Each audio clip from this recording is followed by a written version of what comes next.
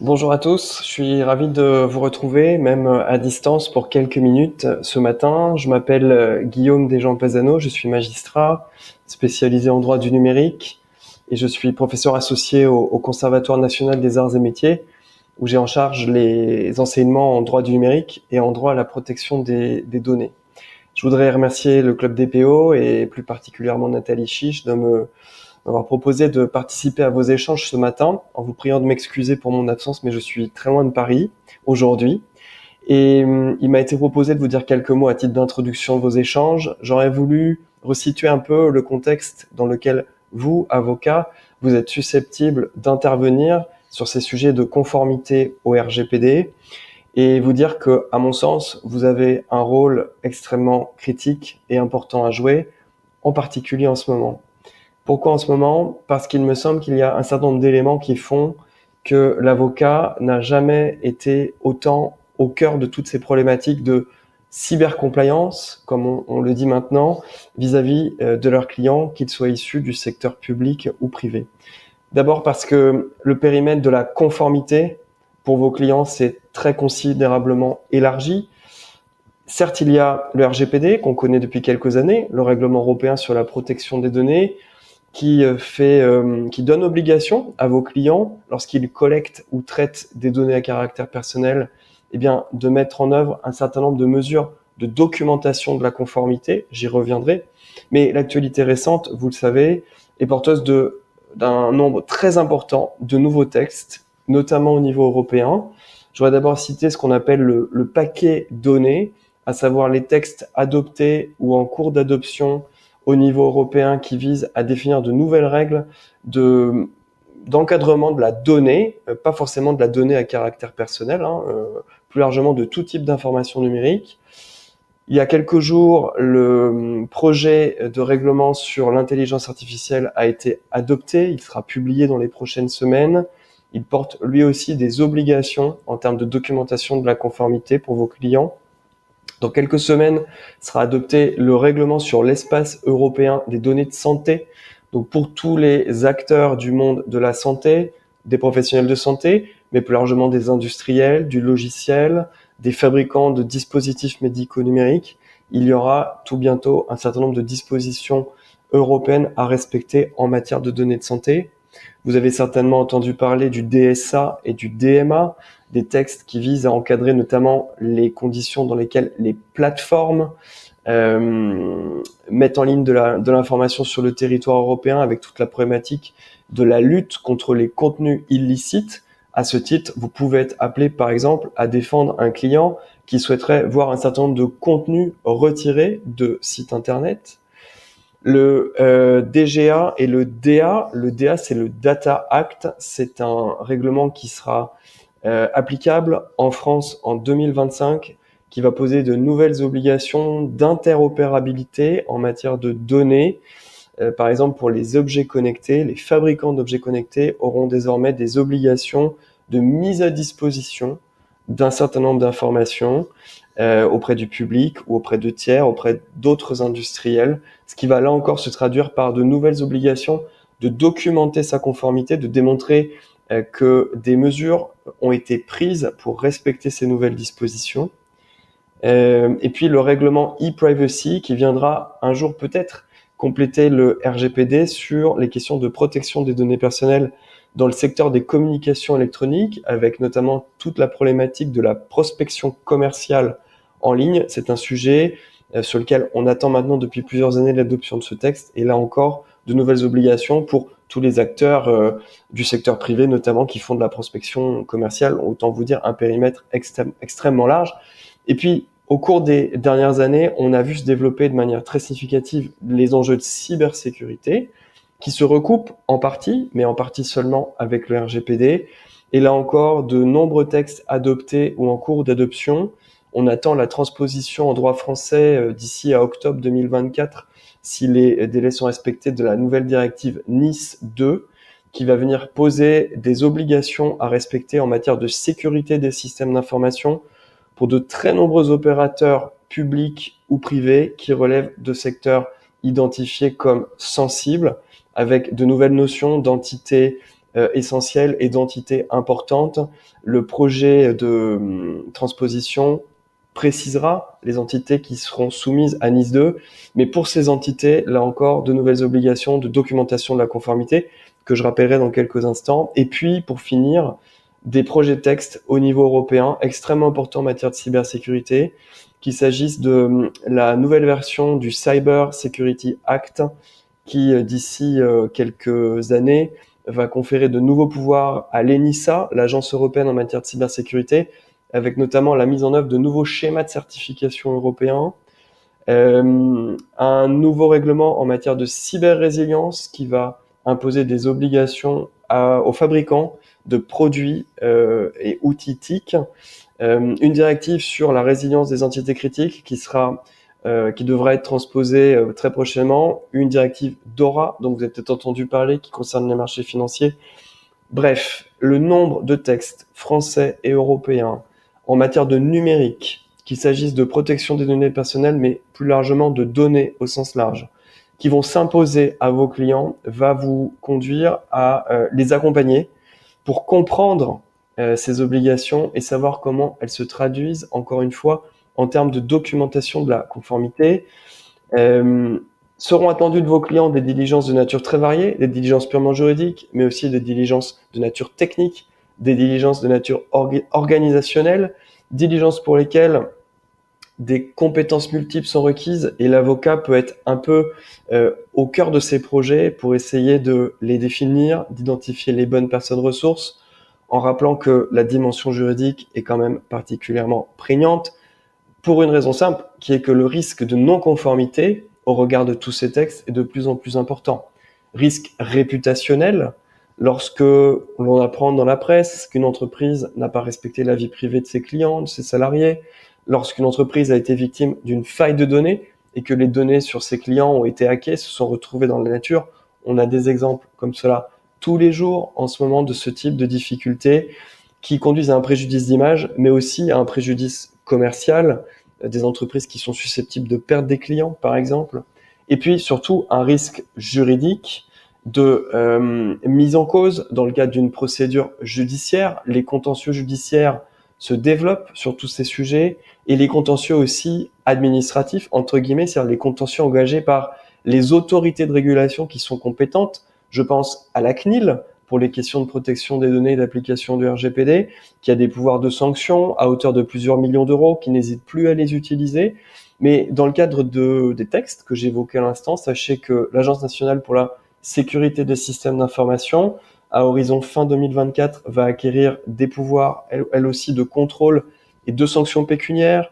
que dans le cadre de l'IA Act, un régulateur va bientôt avoir une compétence avec des pouvoirs de contrôle et de sanctions à peu près identiques à ceux qui sont prévus dans le cadre du RGPD, que les textes en matière de cybersécurité, eux aussi, vont prévoir un certain nombre de dispositifs de contrôle et de sanctions, et que secteur d'activité par secteur d'activité, il peut y avoir là aussi des dispositifs de régulation spécifiques qui s'appliquent. Un exemple que je connais un petit peu, celui de l'Agence du numérique en santé, qui est le régulateur qui désormais a compétence pour faire des audits auprès des professionnels de santé et des industriels de la e-santé et vérifier si les référentiels qu'il produit et qui sont désormais publiés par voie réglementaire en matière de sécurité, d'interopérabilité et d'éthique sont respectés. Et là encore, un nouveau texte réglementaire fin 2024 viendra donner un pouvoir de sanction pécuniaire à l'Agence du numérique en santé. Donc le risque, il est réel, il est multiforme. Je dirais même qu'aujourd'hui, on est en train d'atteindre un niveau de complexité de la norme en matière de droit du numérique qui n'a jamais été atteint, qui peut-être est même un peu excessif, parce qu'aujourd'hui, quand on voit le nombre de textes européens qui s'accumulent, la compréhension, l'intelligibilité de ce millefeuille de textes est quand même difficile, y compris pour des professionnels. Il est clair en tout cas que l'avocat aura vraiment son rôle à jouer pour faire de la pédagogie vis-à-vis de ses clients, identifier les textes et les obligations les plus importantes, identifier les régulateurs compétents, les diligences à accomplir auprès de ces régulateurs, dans un contexte que moi j'appelle de fragmentation de l'action publique, puisqu'on voit bien qu'en matière numérique, aujourd'hui, il y a un certain nombre d'autorités de régulation qui ont des compétences connexes, parfois un peu concurrentes, sur les questions de sécurité des systèmes d'information et de protection des données. Vous avez aujourd'hui la CNIL et l'ANSSI qui quand même ont parfois des compétences très proches, par exemple en matière de notification de failles de sécurité. Donc un grand besoin d'accompagnement qui s'appliquera à la fois aux grandes structures qui auront des besoins extrêmement précis, qui seront à la recherche de compétences juridiques extrêmement précises pour les aider à monter des projets informatiques d'envergure, des projets informatiques complexes qui, par exemple, feront appel à des technologies d'intelligence artificielle et à de la collecte de données personnelles. Mais il faut rappeler aussi que les petites structures, les PME, PMI, les structures publiques comme les collectivités locales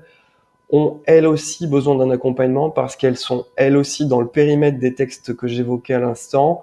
que le niveau de complexité des sujets qu'il y aura à traiter vis-à-vis de ces plus petits acteurs sera moindre, mais il n'en reste pas moins que ces acteurs devront être accompagnés dans un contexte où ils ne disposeront probablement pas en interne de ressources suffisantes pour le faire. Et j'en viens au cœur de vos échanges de ce matin, à savoir le rôle du délégué à la protection des données. Donc pour mémoire, le délégué à la protection des données, c'est cette personne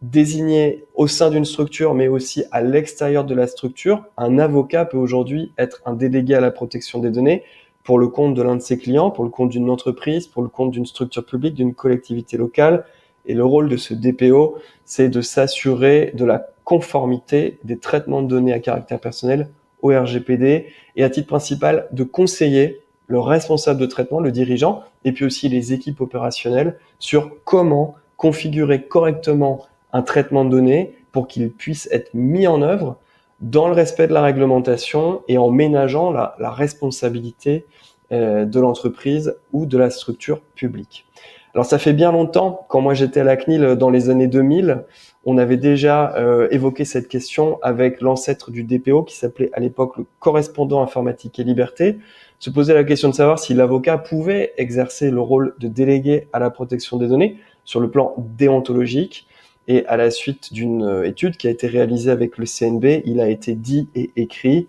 que dans un certain nombre de conditions qui sont précisées dans un guide qui, j'imagine, sera évoqué ce matin, qui est disponible sur le site du CNB, qui a été mis à jour récemment, il n'y a pas de problème de principe à ce qu'un avocat puisse occuper les fonctions de délégué à la protection des données. Qu'il me semble que dans un certain nombre de cas, que l'avocat occupe les fonctions de DPO, c'est particulièrement intéressant. Pour les petites structures, je le disais à l'instant, qui n'auront pas forcément les ressources en interne pour désigner quelqu'un qui a les bonnes compétences en interne. Et puis aussi sur le plan statutaire, parce que ce qu'il faut savoir, c'est que la jurisprudence, récemment, est venue quand même rappeler qu'il y a un niveau de responsabilité important aussi bien pour le responsable de traitement, pour le dirigeant, que pour le délégué à la protection des données dans le cadre de l'exercice de ses missions. En résumé, être délégué à la protection des données, ça ne s'improvise pas. On doit disposer des bonnes compétences, on doit notamment disposer d'une bonne connaissance de la réglementation applicable,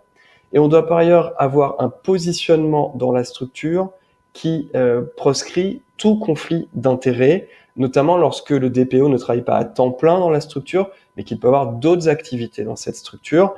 Et sur cette question des conflits d'intérêts, le grand principe, c'est de dire que le DPO peut occuper des fonctions autres, mais il ne peut pas déterminer les finalités et les moyens des traitements sur lesquels il va opérer son contrôle de conformité. Un responsable de traitement ne peut pas être DPO, un responsable informatique ne peut pas être DPO. Des jurisprudences récentes de la Cour de justice de l'Union européenne que je cite ici, ou une décision du Conseil d'État sont venues rappeler qu'il pouvait y avoir un risque de révocation du délégué à la protection des données lorsqu'il est dans cette situation de conflit d'intérêts. Et ce risque, évidemment, il repose aussi sur le responsable de traitement, parce que s'il désigne un délégué à la protection des données qui statutairement n'apporte pas de garantie sur le plan des conflits d'intérêts, eh bien, sur le plan juridique, c'est comme si aucun délégué à la protection des données n'avait été désigné. Alors, vous savez que dans un nombre très important de cas aujourd'hui, la désignation du délégué à la protection des données dans une structure est obligatoire. Et donc, ces questions de conflit d'intérêts peuvent gravement mettre en difficulté le responsable de traitement qui ne pourrait plus justifier de s'être conformé aux obligations du RGPD en la matière. Donc l'avocat, lui, il peut apporter cette garantie statutaire d'indépendance et donc de garantir qu'il n'y a pas de conflit d'intérêts. Et je rappelle au passage que la CNIL, qui pendant quelques années, à l'issue de l'adoption du RGPD, avait dit on va laisser le temps aux entreprises de se mettre à niveau par rapport aux nouvelles obligations, eh bien aujourd'hui est passée à la phase suivante du contrôle et de la sanction, et qu'elle contrôle aujourd'hui les structures, elle vérifie si ces structures ont désigné ou pas des délégués à la protection des données, et lorsque cela n'est pas le cas, elle les sanctionne. Mais surtout, ce que je voudrais vous dire, c'est que être désigné délégué à la protection des données pour l'un de vos clients, au-delà de cette pure question du statut d'émission du délégué, mais c'est surtout mettre un pied dans la porte et être à la meilleure place pour pouvoir conseiller au quotidien vos clients sur toutes ces questions de la conformité au RGPD et plus largement à tous ces nouveaux textes en droit du numérique que j'évoquais. Et c'est la raison pour laquelle il me semble vraiment important que les avocats s'emparent de cette matière, s'emparent de cette fonction de DPO et essayent de développer cette activité de manière très vertueuse auprès de tous leurs clients. Et pour terminer, en quoi consistent les activités de l'avocat en qualité de DPO vis-à-vis de ses clients? En quoi consistent ces fameuses activités, ces fameuses diligences de documentation de la conformité? Je vous les livre à la chaîne, mais mon point, c'est juste de vous dire qu'il y a énormément de travail à accomplir. Au sens du RGPD, il y a des dispositions contractuelles à rédiger dans le cadre de tous les contrats avec les sous-traitants, les partenaires, dans le cadre des mentions légales avec les personnes fichées, construire toute une documentation qui va attester de la prise en compte des préconisations de la CNIL, par exemple en matière de sécurité des systèmes d'information, rédiger dans certains cas des études d'impact, tenir à jour un registre des activités de traitement, participer à tous les nouveaux dispositifs de certification qui aujourd'hui existent. Et puis en matière de cybersécurité, NIS 2 par exemple, va là encore obliger les structures à mettre en place certaines mesures très particulières de documentation de la conformité, comme construire des politiques de sécurité des systèmes d'information, des politiques de continuité ou de reprise d'activité, justifier de la mise en place d'exercices de gestion de crise, mettre en place des audits, rédiger les chartes d'utilisation des outils informatiques par les salariés, rédiger les clauses dans les contrats, engager des opérations de formation ou de sensibilisation du personnel, construire une comitologie ou une gouvernance dédiée en matière de sécurité des systèmes d'information, dans un certain nombre de cas, notifier des informations aux régulateurs, à l'ANSSI, à la CNIL, là encore, participer au processus de certification sous le contrôle de l'ANSSI. Bref, vous voyez, l'inventaire est extrêmement long, des diligences juridiques, techniques, organisationnelles extrêmement complexes pour lesquelles vos clients auront certainement besoin de vous. Il me reste à vous souhaiter de très bons échanges ce matin. Emparez-vous de ces sujets qui sont en plus intellectuellement extrêmement intéressants et j'espère avoir d'autres occasions d'échanger avec vous. N'hésitez pas à me contacter si vous le souhaitez. À bientôt.